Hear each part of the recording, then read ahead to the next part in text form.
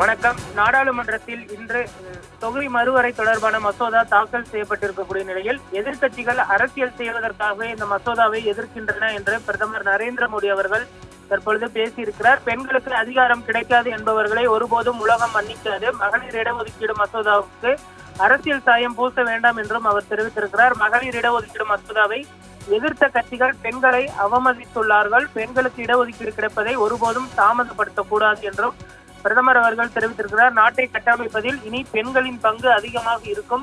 30 வருடங்களில் உள்ளாட்சியில் லட்சக்கணக்கான பெண்கள் தலைவர்களாகி உள்ளனர்.